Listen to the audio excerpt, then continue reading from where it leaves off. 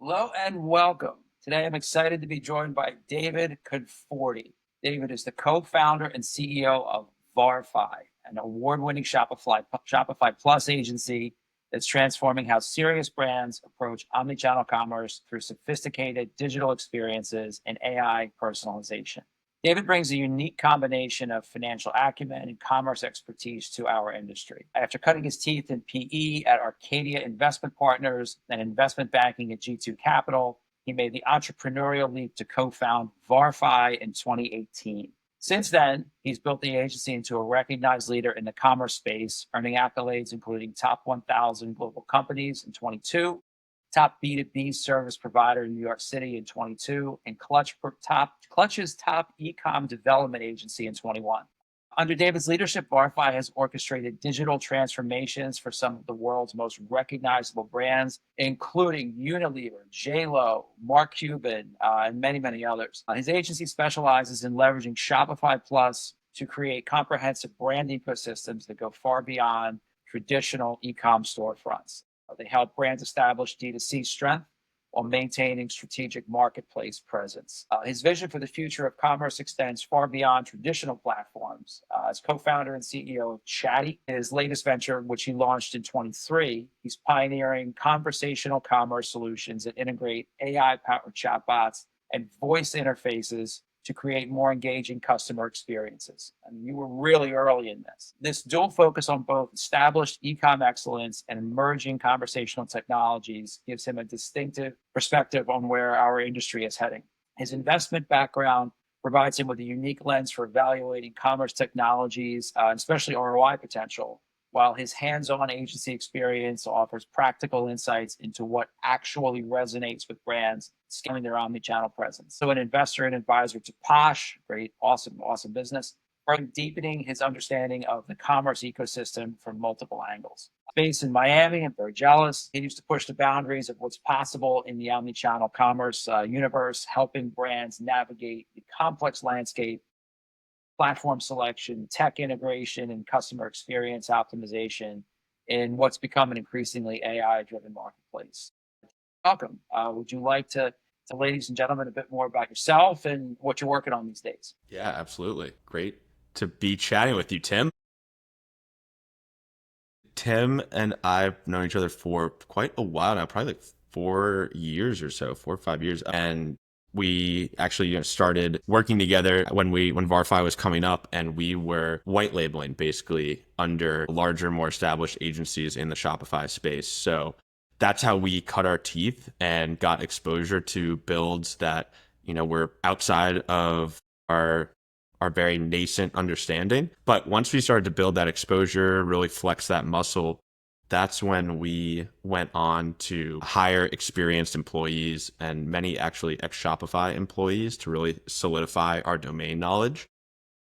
And then from there, it was all building relationships and distribution. So that's been the focus now for really the past 2.5, 3 years or so. And, we're very fortunate. We've gotten to work with some really cool brands, like you mentioned, JLo Beauty, Unilever, Tom Ferry International, and really pushing ourselves to now envision what we think the future of commerce is, because it is changing very rapidly. And I think that the one sure bet is that if you stand still, you will be left behind. So we're trying to get in front of it. Former boss was a big one. If you have a playbook now, it was like today is absolutely useless. I don't care what category you're in, what vertical you're in, almost what industry you're in. Going on today it's such a metamorphosis. I mean, we're in like the top of the first inning, what will become ultimately transformational. And look, we're not there yet, right? Like if you go inside some big buildings today, they're still figuring this out. What is AI? What is ML? What will this actually mean to the business? And I'll tell you, how few people really have a hard roadmap for this yet. Look, I think you launching this stuff very, very early on. I mean, you guys were very, very early into this. But before we get to that, I mean, just talk if you would about your transition from PE into founding Varfaj way back. Yeah, absolutely. So I had a computer science and design background at NYU, but being at NYU, I was very influenced to go into the financial services industry, and Right, it's right around the corner, right? Exactly. It was, it's very tough to get away from, and it was a little bit like I was following the herd mentality there. You know, I had Wolf of Wall Street had come out not too long before. It was I thought it'd be very cool. But then I really credit the fact that I started working in the industry so young. Started working in private equity my freshman fall at NYU. And so that by the time, my junior year was really coming around, I had already gotten several years of exposure into it and decided that this was actually not as cool as it seemed from the outside looking in. So instead, my friends at NYU pivoted our attention and really thought that we could just do something ourselves. And that's where Varfaj originally came from, was more of a side hustle while at NYU doing web design and development. And then when COVID hit, that's when we shut down all of our different business practices. So we were doing like WordPress, Webflow, and a little bit of Shopify. And we just coalesced entirely around Shopify because that was the future. So that's when that was a huge metamorphosis for the business as well.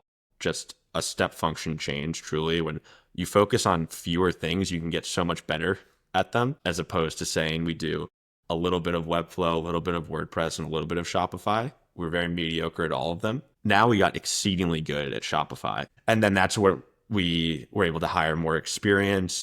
We hired more Shopify developers, ex-Shopify employees who really knew the platform, and then started, like I said, white labeling under the larger agencies who, were able to give us a shot. And that's where we were able to learn so much about really what our two main business practices are, which are the digital transformations, migrating onto Shopify, and then the ongoing managed services. So e-commerce strategy, conversion rate optimization, A/B testing. We really learned from the best while we were doing that white labeling.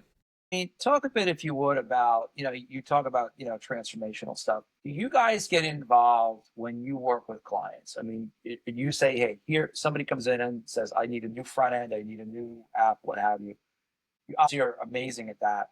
Do you guys get involved in any sort of organizational recommendations and things like this to say, hey, here's the new car we just built you. Let me show you how to go drive it. Do you guys get involved in that? Yes. So I think that this is basically how, in my opinion, Shopify migrations, the life cycle of Shopify migrations. At this point, Shopify has been around for so long. It's been enterprise for quite a few years now.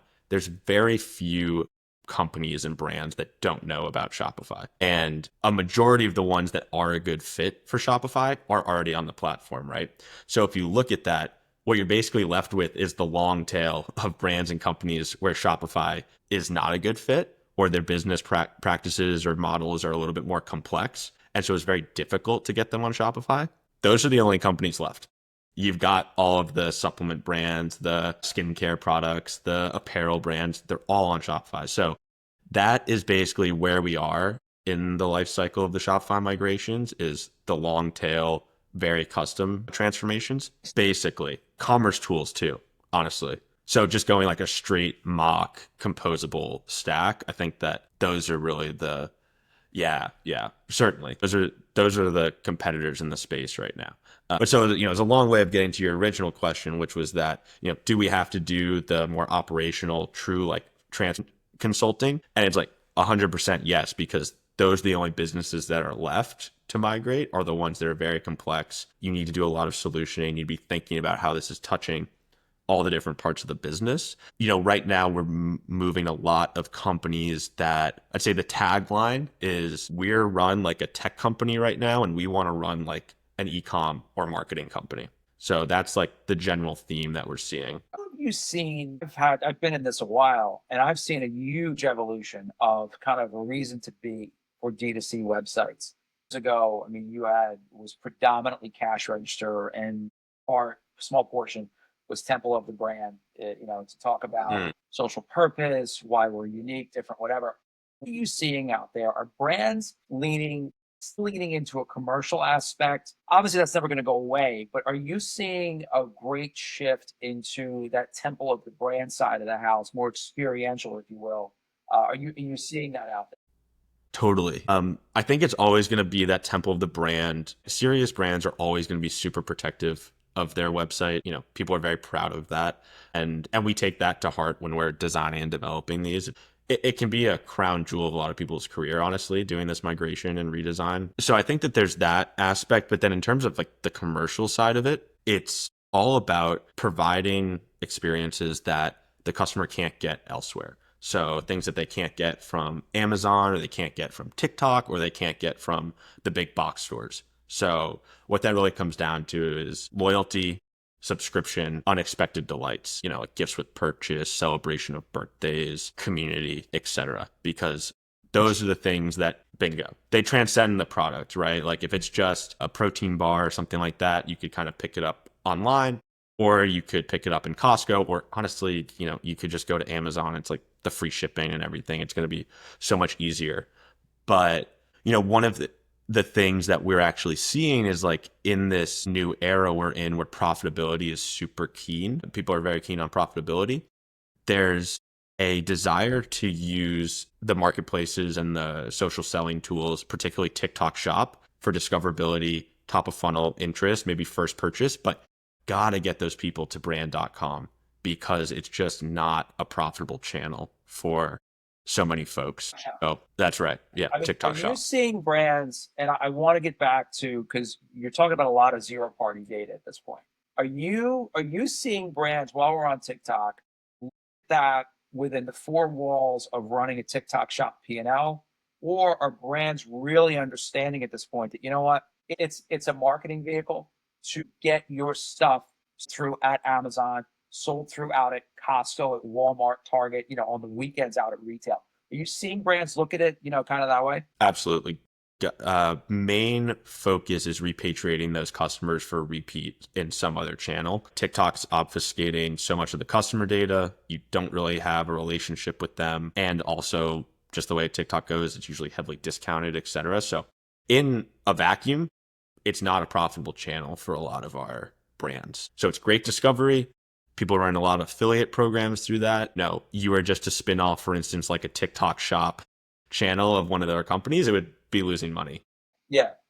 and probably would for a while. You're definitely seeing a trend out there of brands that are going, you know what, my CFO is gonna kill me, but you really have to say, look, hold your nose and close your eyes as it concerns the profit and loss on that in a vacuum. But guess what? It's all discoverability today. I was just having a conversation with somebody earlier. Look, SEO as we know it, as we grew up with it, is a very, very different thing right now. I mean, you've got Google in a total state of flux in terms of search engine optimization. You have what they call AIO, which is the AI overview thing, Yep. which is Gemini. You're going to have to SEO into that. They're going to, I'm sure, going to start monetizing that. If I had to guess, there's no way they're not going to come up with some sort of a paid version of that. It's CPM based versus CPC based for the old school shopping. But, within the core search results of Google, you're seeing so many subreddits, right? And it's a whole different thing that like we grew up with in terms of optimizing into Google. But Yes. that's just within Google. You have a whole lot more discoverability now happening TikTok and TikTok Shop. That's an entirely different sort of like, function, for an organization to do. And it sounds like you guys are pretty good at, walking, an organization through, look, here's what it is, and here's what you should expect from it.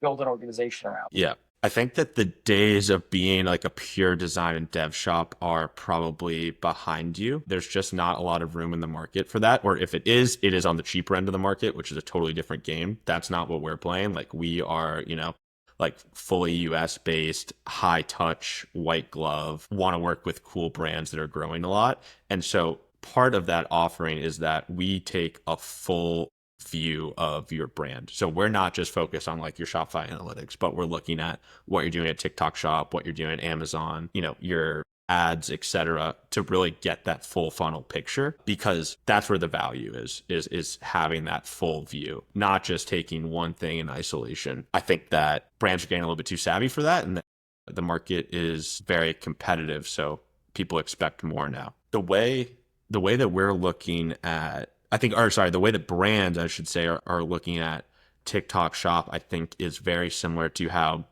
the Mag 7 is looking at investing in AI. So, you look at like Google putting $50 billion, I think, this year into AI CapEx, and you're like, ooh, that's a lot of money, but the risk is existential. It's the risk is Google loses the AI race and goes away. And so I don't think that TikTok Shops is quite as existential as AI, but it's kind of similar where like if we don't spend this money, our competitors will. And then what's that gap in our top of funnel? How are we going to fill that up elsewhere? It's funny you mentioned that. Aaron Conant, who I did a podcast with, he talked about Amazon back in the day. Mhm. And brands were like, do you go on Amazon? Don't we go on Amazon? I'm like, you're not going to go on Amazon. You're selling things. Your name is like Chanel or Tiffany. I'm not so sure what you're doing. Nevertheless, his point was back in the day, look, the conversation is, are we going to go on Amazon? Our customers are there. And are customers going to be served by us or served by somebody else? Because he's in a supplements business, right? He was in a on a CPG supplements business, and it was kind of commoditized, but they're going to buy some other supplement. At the end of the day, they're very very similar goods. These are not vendor Sure. goods where you can only get whatever. You're saying, and it's an interesting point that like today, Doc Shop, that's where the conversation's happening, especially with a younger audience. It's up to you as a brand. Do I want to be there or don't I want to be there? Yeah, I'm interested to see what the TikTok Shop product does too. There's so much variance right now with, okay, is TikTok still going to be around? Are they going to continue to invest in the shop product? I've heard murmurings that they're actually not continuing to invest in it, which is very interesting. So I think it's just like, continuing to unravel. We'll see. Just keep, it's so fluid. So as a brand, I think just keep investing. I mean, look, at the end of the day, whether they invest in shop or not, look, Zuckerberg pulled the plug on Instagram shopping. You know what? And he's like, Yeah. I can't compete with Amazon. And to your point earlier, it's not ever going to be my core business, right? We tried it, we got a lot of learnings out of it, and we moved on to other things. Look, TikTok maybe morphs into live shopping because God knows, in Asia, this is just kind of how they do it. Like this is very, very, normal to those folks. Maybe this is a sort of precursor to that, and you look back and go, "Oh, this was the on ramp to live shopping." Maybe and so I think that like looking at if you follow that TikTok Shop thread all the way through, I don't know if I love that outcome for us as a country, just people just like constantly in this QVC type bubble of watching videos, but it's like being marketed at the same.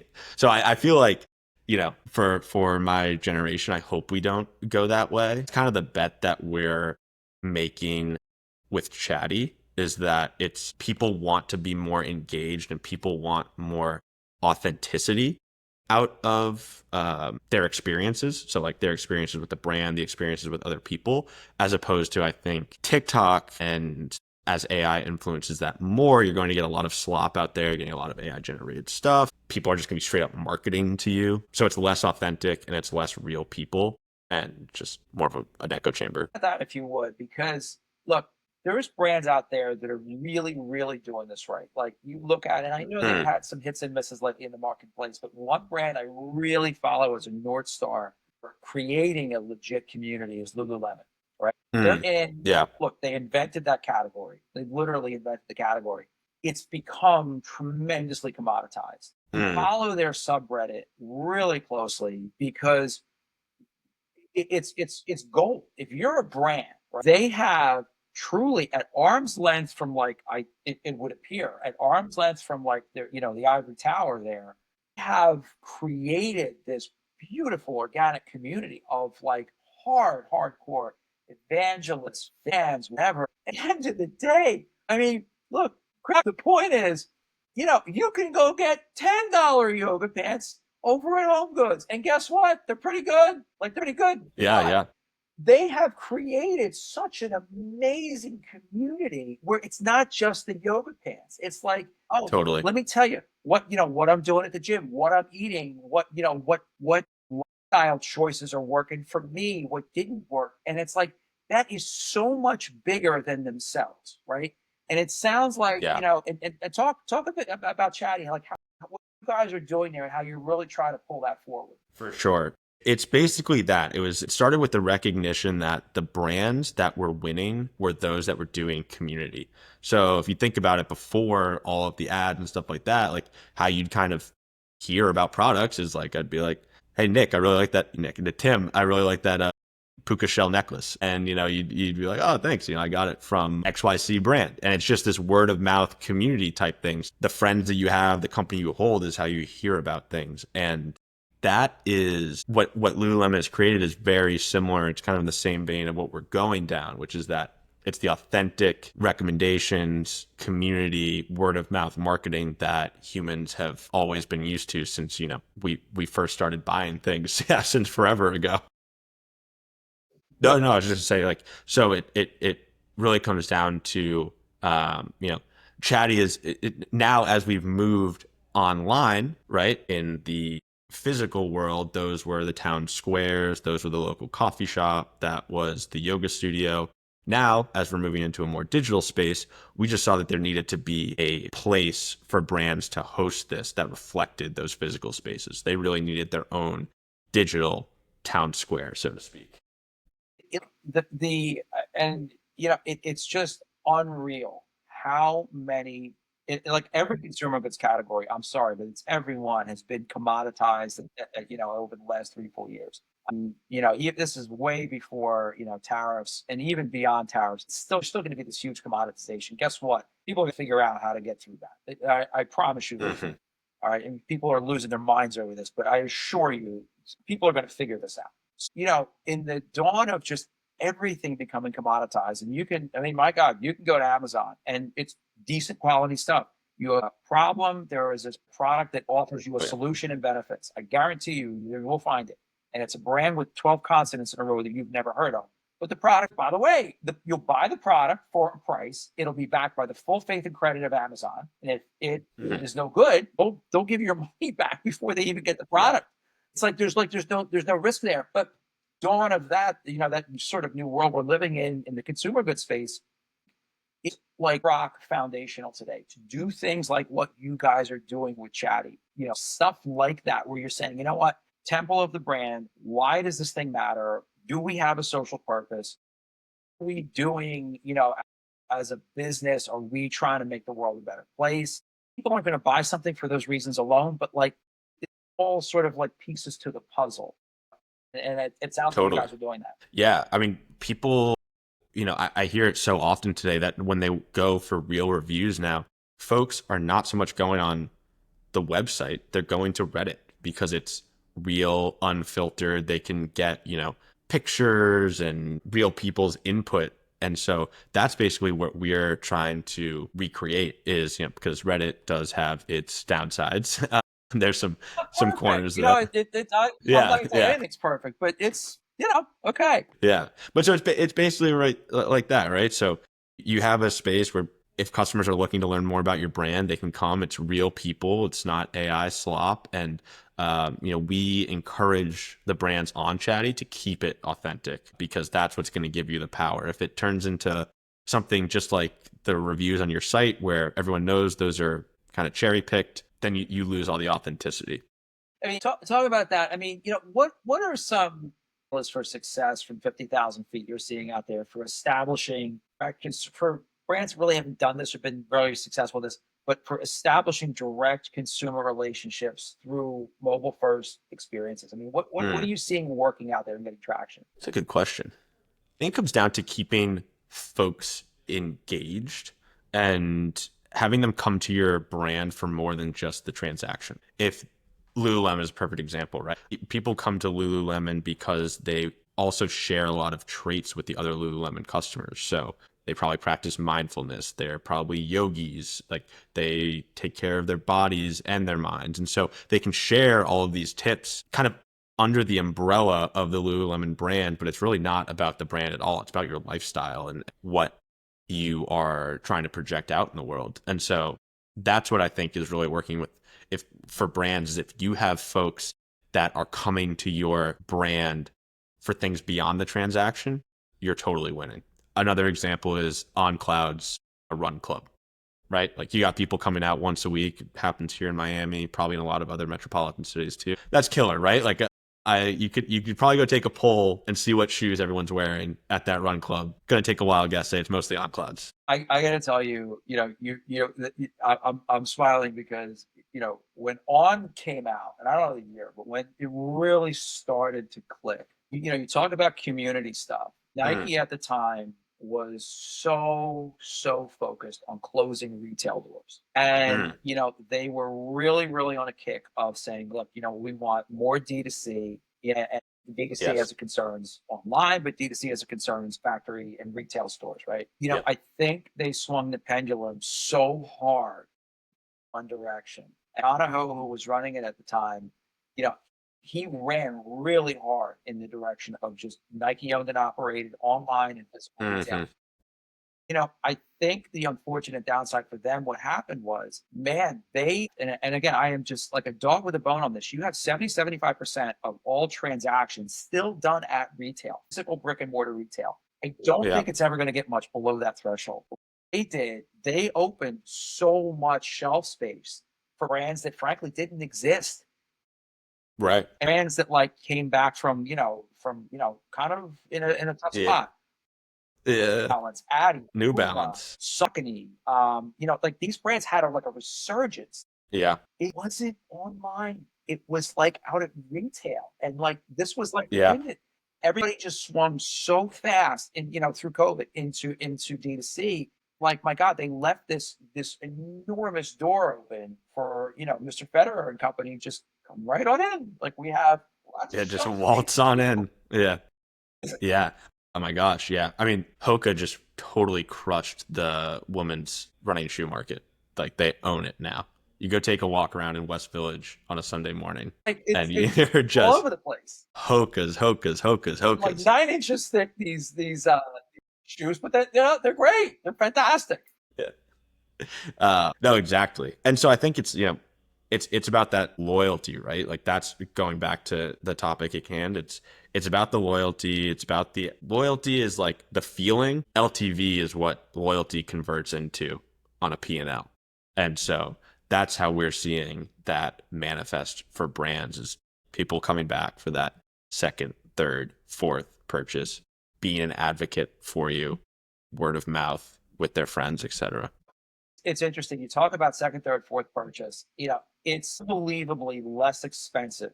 CACs only go one direction, up. Like historically, CAC just Mm, goes up. It doesn't go ever go down. It's much cheaper. And there's very few brands that kind of do this. Everything is new acquisition, and I'm all for that. That's great.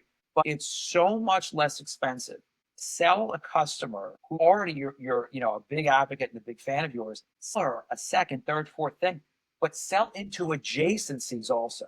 And it sounds like, mm. your vision with Chattie, right? It's kind of, I'm guessing, I'm curious where you're going with this. Like your broader vision are you thinking of like selling more stuff to more people more often? Is that kind of how you're thinking of that from the brand side? Yeah, I mean, I think we try to take more of the customer first view of it, which is like this is creating a real relationship between brand to customer, but then also customer to customer, which I think has been very difficult. So it's more of like a many to many relationship. Because if you look at traditional marketing channels, right, like email, SMS, that is brand to customer. It's very transactional. You get a text when that brand wants you to buy something. You get an email when that brand wants you to buy something. And those just aren't good channels. SMS is very invasive. Email it's too noisy. So that's why the branded the apps like Chatty are super cool because you get push, which is a little bit of like a hybrid of the two. Stands By out. the way, it's a push. Yeah. Very, very special, unique thing. Very special. And yeah, so that real estate on someone's notification screen is super valuable. So that's like where we are leaning into is that if you're getting someone in your community, you're able to then engage with them in ways that are just outside the box, right? Like get product feedback from them in a more traditional way. Like put it this way, actually. So full vision is I am in we'll just use Lululemon because we're talking about it, right? Like I'm in Lululemon's community, get a push notification about a deal. So that gets me into their Chatty community. I open up the app. I see people talking about this new set that I was thinking of buying. So now I'm asking them, how does it fit? Was the color true? This, that, and the other. Um, you know, and then you are like, well, yeah, let me check on my shipment, which is also there. So you go down to the orders tab and you're able to check in on that and then maybe open up a support ticket if it got lost. It's really turned into more of a hub for your brand that is on the customer's phone, as opposed to all of this taking place on the brand.com site, which is very static and you don't have that like real community feel there. Um, Talk about just things that are, kind of evolving. Shift gears about into machine learning's role in creating that cohesive experience across Mm. all the physical and digital touch points. How are you all at Varfaj implementing AI-powered personalization for your Shopify clients and still keeping like a human touch to it? Yeah, it is. I think that it's evolving. There's not like a magic plugin or app or something that's like you install this and it's doing it all for you. Like we know the Nostos of the world, we know the Rebuys, things like that. But I think it goes beyond just that and more so in I feel like the life cycle marketing and how you are speaking to your customers. So taking them on a real purchase journey where if they are subscribing with you, you're taking them through what's this first purchase? Like, what's that about? What's the problem it's solving? Same thing with the second purchase, like giving them a little bit of information as they are getting ready to receive that. That I feel like is the first step before AI personalization that a lot of brands still haven't taken is just Onboarding. So that's still it's just your onboard bedrock. your customer. Yeah. Just onboard your customer, I feel like. And then once you kicked off like at the top that a lot of the organizations actually aren't ready for AI. And I By the think way, that this is I a mean, this is a perfect it example. buzzword bingo for a lot of I assure you, they'll Yeah. talk about it, but like, what does that mean in terms of like, all right, is my data even ready for this? Because not forget it. Like, you're just not there yet. What are you thinking? I mean, I'm curious, like what do you think it means in the context of like a brand.com? In terms of machine learning and like, Yeah, in terms of the AI personalization. Yeah. so look, I'll tell you right now, if you're running this right, like there are so many tools, you just mentioned a whole bunch of them that you can leverage to get awesome zero party and first party data. Mm. Look, if you're to me, you're doing a loyalty program, right? That loyalty program, and these have been around since like the dawn of time, right? They have. I think if you're doing them right, it's a barter system for both, like for the consumer and for Mm. the brand. It's a barter, right? So you're asking that consumer, hey, give me personal information, not blood type. You're not asking for anything crazy, but give me some information about yourself, right?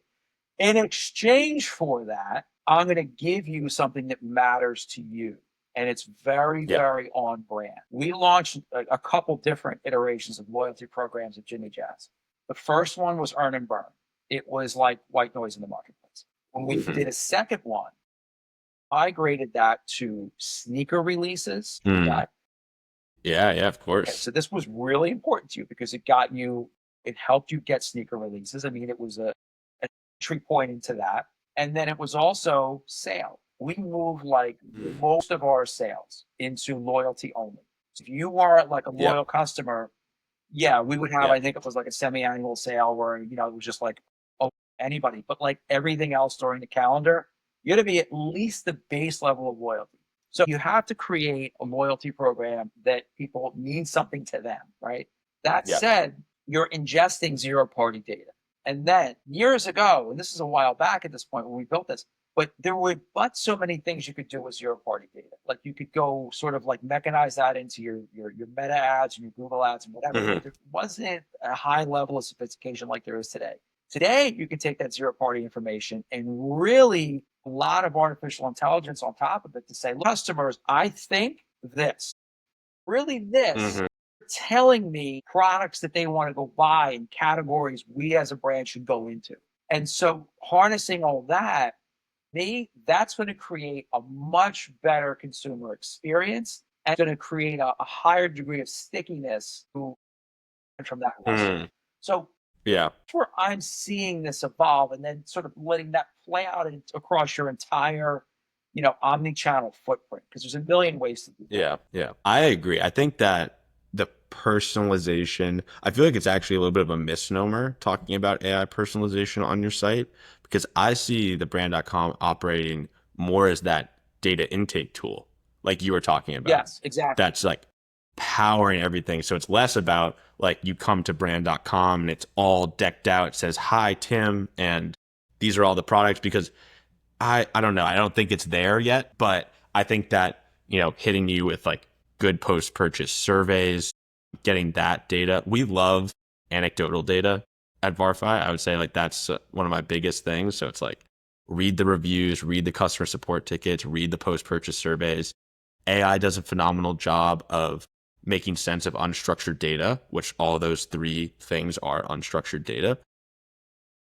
And so it's a total superpower in that way. And then, yeah, I think that informs you just with everything, right? It informs product roadmap, it informs your CRO strategy, your ad creative, etc. And it's on the Chattie side, we see that as the fully fleshed out version of Chattie is that you are gathering all of this zero party data in your community. You're having customers talk about what they like, what they don't like, what they want to see more of with the next release. You're not going to have that zero party data anywhere else in the world.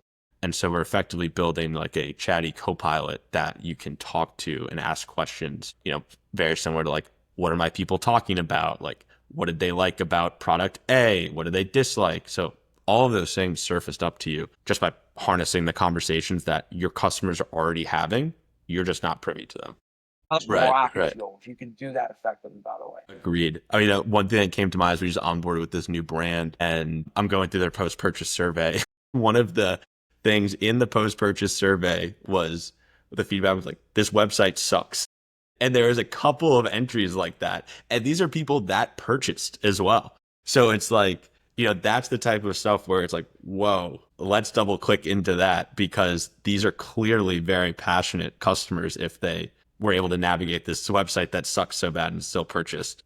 You're seeing brands leveraging in a meaningful way, AI to help with demand forecasting, inventory management, some of the like base level operational stuff. Are you seeing that like in your client base? I think that's the first place it's actually going beyond just the general employees using it for their administrative tasks. I think that that's the first place because it is so analytical.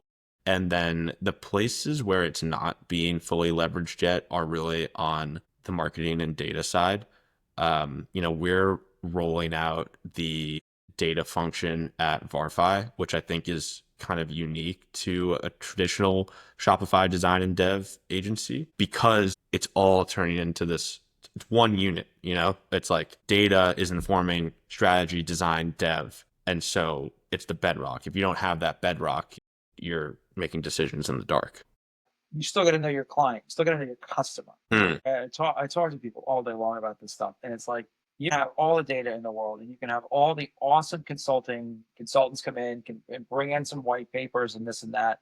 But if you don't really understand your customer, like us, I mean, the outputs that it will recommend to you are just like in orbit. Some of them, and like back on planet Earth, like this doesn't make sense. So you still, I don't know whether I'm being Pollyannish about this or not. Don't see in the near to midterm where it's just all hands off the wheel and let a machine run my business.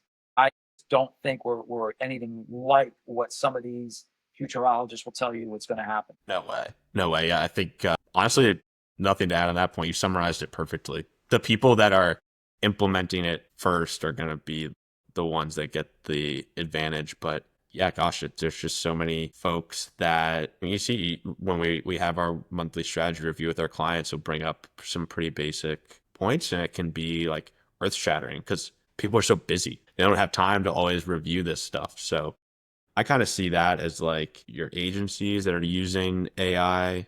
That's the first step of it.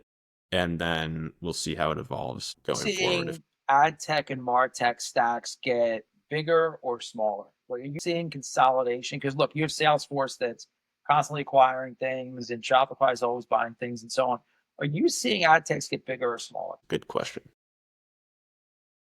So you're seeing clients want best in breed of everything, or are you seeing, hey, I want a one-stop thing? I think that it comes down to the personality of the brand is how I would describe it. So you have teams that are like lean, they're proud they're lean, and they want to run one platform to do everything, right? So like think Yotpo doing like reviews, loyalty. They even tried subscriptions. I think they do SMS as well. Like, boom, they're like, yep, we're going to do that. And then I refills from them, by the way. I don't know whether you know they're in that business. What? My electric toothbrushes, they send me those now. Oh yeah, they got into the brand side. And then I think you have the other segment of brands, which are, they pride themselves on getting the best in class everything. And so they're more focused on having different tools, and they're okay with having disparate tools. I'm trying to think, I'm curious, have you seen any companies truly do this where like they started with one thing and then they expanded their categories, they expanded their products, and they just ate everything else? Yes, I'm not going to call them out, but yes, because you're running at the enterprise level. I'll say that. If you're running a big CIO, big enterprise level, you want to have 2 meetings with a management team from your vendor of choice rather than, all right, fine, so-and-so may be best in class for SMS, but you know what? My cloud provider, my whoever I'm getting most of my stuff from, they go to, and to me, it's all right. The opportunity cost of switching to quote best in class isn't that great because I got to go pay another sysadmin. I've got to go to my day. What I'm seeing is like, yeah, and like the small to mid caps, I'm seeing those guys get really, really dialed in because they perceive that there's an operational excellence by going with best in breed for every single one. But at the upper end of mid caps and large caps, they don't. It's not that they don't want them. It's like there's but so many hours, and if big tech company comes in and says I can do all this. Okay, that I'm saying like on the tech side though, like who are the providers that have done that really well, that horizontal expansion? Shopify shop, right? Yeah. Like, yes, I'm going to use the recharge. If Shopify has a native equivalent of whatever like a best in class does, 100%, I'm seeing and hearing Shopify shops will use the app, the third party app, as opposed to the native Shopify thing. Because at the end of the day, unless Shopify acquired what was formerly third party apps, in some cases they have, right? And it's great. Like, look, Avalara right now is, I believe Avalara is native in Shopify Plus. That is it. It is a little bit of like a funny thing where it's like, they basically offer like Shopify Tax, AvaTax, and then Vertex. And so you gotta choose like one of those. But Shopify Tax might actually be white labeled Avalara. The point is, before Avalara was native-ish to Shopify, 100% Shopify shops were using Avalara and bolting in. So like it really, I would say the answer depends on, size of company and sort of like what is, if it's something that's really unique like Avalara, where these guys invented that niche in the market where you have to worry about every town, village, and hamlet sales tax rate moving up and down problem. They just, you just sort of, let them calculate it for you. So that's what I'm seeing. I'd say it varies. Gotcha. Yeah. Look, we talked about this, right? Like, so, right. It went 100 miles an hour into shopping. I believe their intent was to go create a shopping walled garden vis-a-vis Amazon. It's going to obviously be different, but trying that really hard for a long time. And by the way, conversely, Amazon's been in and out of like social media-ish kind of stuff in their world. Very, very mixed success. Some things are working great. Like they've got an influencer program. It's awesome. They've had to think when some of these tech companies too far away from their core. I think there's latitude on either side of their core business. If you're a perfume company, you decide to go make tires. That's not your core business. You want to make skincare if you're perfume. Those are cousins, but you're not going to get into completely different verticals. So I think a lot of these tech companies have really sort of explored boundaries, on the left and the right of where they can go. And I think the marketplace is telling them get a little skinnied up. Yeah. I would certainly agree. I think that then the way you were thinking about MarTech is on like a grander scale. So, you were talking about the Salesforces of the world. I definitely have seen Shopify expand their TAM recently and move pretty meaningfully into education, travel, tourism and digital products have been huge industries for them recently that, until a few years ago, weren't even on their radar. It's interesting because to your point, look, these guys are public companies and it's all about growth. And you were sharing before, but so many brands that aren't on Shopify Salesforce. There's only a handful of them, right? So the street obviously recognizes that, right? There's that you need to grow your TAM, and if you can't grow your TAM, go get into some adjacency where it's just wide open, where that's just all like lateral growth or horizontal growth. Mm. It makes sense why they're doing what they're doing. I would just suggest that when these guys get a little too far to the left or to the right, you lose focus and your core product could suffer. Mm. Your customers are going to tell you, all right, back in the middle, because I'm not thinking of you for these products. Yeah. Yeah. Very true. Very As we true. sort of, are around the end of the conversation, you seeing in terms of the future of retail technology? I mean, look, there's not enough money in the world. Nobody has that kind of money to go invest in everything.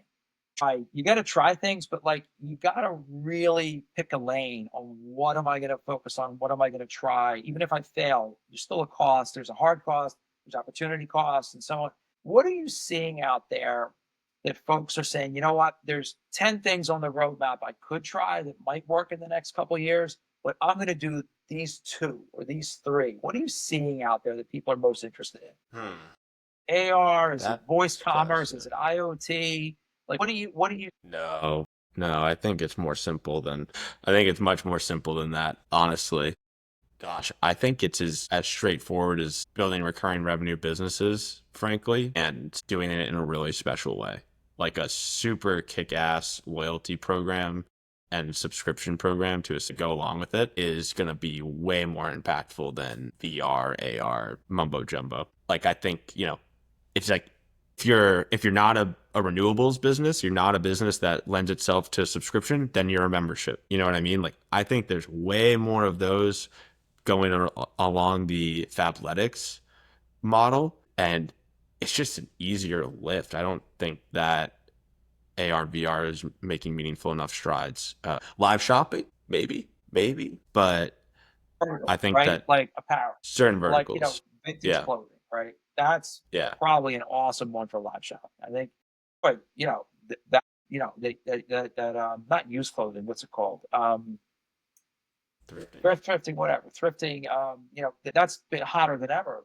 totally. Live shopping really is an awesome channel for that. And that's a great sort of vehicle for that category, which is only getting bigger. I mean, I keep reading eBay's apparel business is like off the charts, and I think it's always been good. But I just keep hearing that like it's just on fire. Not a little garage cottage industry. This is like a real thing now. And to your point, live shopping, really probably lends itself to that. What you're seeing is necessarily that the robots are going to take over everything in the next 24 months, but like brands are going to start focusing on things that matter to their customers and using the technology to get more dialed into their customer and creating something that's got an ARR stream to it. Yes. I would be far more concerned if I was a brand about my competitors rolling out a kick-ass affiliate program and they have a Chattie community of 1,000 15-year-olds in there who are pumping out content for them daily, then I would be about my competitors rolling out some crazy AR VR strategy. That latter is not going to impact you. The former is going to eat your lunch. Using the technology to really jack up an existing concept such as loyalty, such as community, which has been around since the dawn of time in our business. Using the technology to accelerate, stuff that's been around forever. Yep, exactly. That's brilliant. Maybe not my hottest take. I think it's a little bit boring. I wish there was something sexier there, but I think that is honestly it. That's what I would say. Boring wins you World Series. Boring wins you championships. Do you remember Jordan shot the first time he did a foul shot with his eyes closed? Foul shot was just the most boring thing in sports, right? You don't go to games to watch foul shots. First time he did that was against the Denver Nuggets. Wind up winning the game. I believe it was by 8 points. It so happens that night, the night Jordan shot with the eyes closed, the foul shot, the Bulls were 100% on free throws. The boring arcane thing in sports is free throws. They were perfect, flawless, operational excellence, flawless. By happy accident, they win the game by 8 points, and 8 was the number of foul shots that Denver missed. No kidding.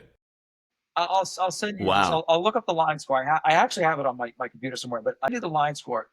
It's just serendipity, right? Like the Bulls, even with their eyes closed, were so perfect at operational excellence. And had Denver been perfect as well, they would have at least tied the game, lived to fight in overtime and whatever.